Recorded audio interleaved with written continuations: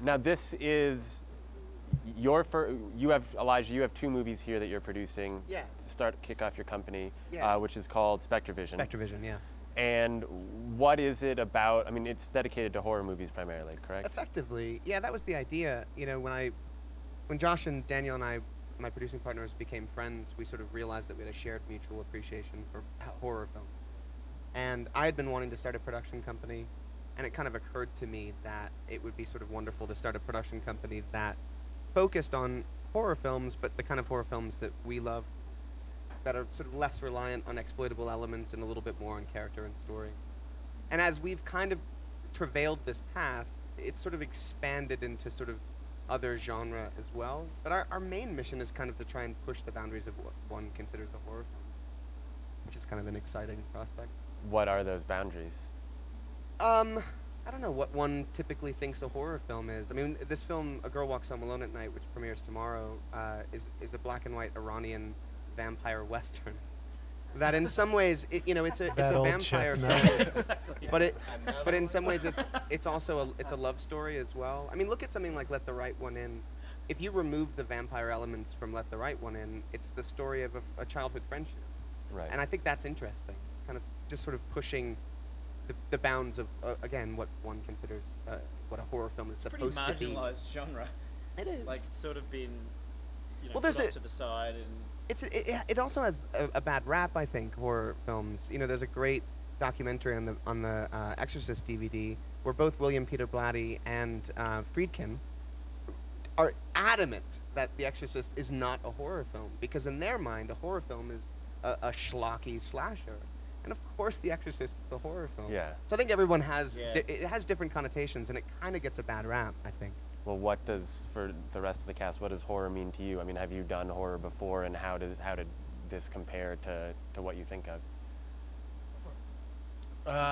No, this is my first horror movie. Yeah, this is my first. But I'm excited just because I've always been a fan of movies. It's like the I like the thrill ride of a good horror movie, where it's like the same concept of like going on a really scary roller coaster. It's just to go through it all and then come out, surviving at the end and give that kind of cathartic release. That's just kind of fun to be a part of one. And of course, I've never been part of a horror movie before, but what I was excited about was the ensemble element, where we're a group of teachers and we're pretty much sticking together for a great deal of the movie. And especially when I saw the cast that they had lined up, I was like, well, I'd be an idiot not to. So I'm not an idiot. In terms of that horror comedy balance, I mean, are there other movies that you look to that you felt struck that tone perfectly? Because that's definitely a kind of a popular subgenre right now. Yeah, a lot of horror comedies go pretty wacky, and they're basically comedies with a horror theme. Right. Like Shaun of the Dead or something. We always talk about American Werewolf in London. That seems to be sort of a real standard bearer for horror comedy, because it doesn't do either genre disservice. When it's a scary scene, it just goes all the way scary. And some of those scenes with the werewolf wandering around in the tube tunnels of London, it's genuinely scary, especially when I was a kid. And then the funny stuff is genuinely funny. And so I think a lot of people in horror comedy aspire to that film or see it as kind of a holy grail in that genre. But we talked about a lot. I mean, we talked about stuff like Zombieland, which I love.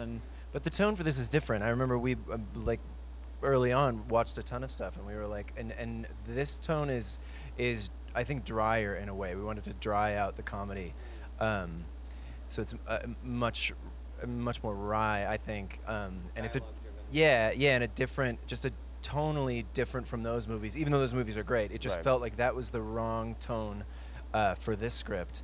And I think we hit on it. Not as much slapstick, a little more. Yeah. To really to earn the laughs with like grounded relationships, and the situation has to be real. We use The Office a lot, actually, as a template. We were like, imagine if child zombies broke into the office. That's what we're making. Well, I think it's that lack of camp that takes it into another place, because there is no camp. It's not. Which is usually the go-to for comedy and horror, right? Yeah. It is a lot. The stakes are real. For the characters, and both on the horror elements, but there are also real things that are happening personally amongst them. There's a love story. There's Yeah. like it's a love story as well. So. Yeah.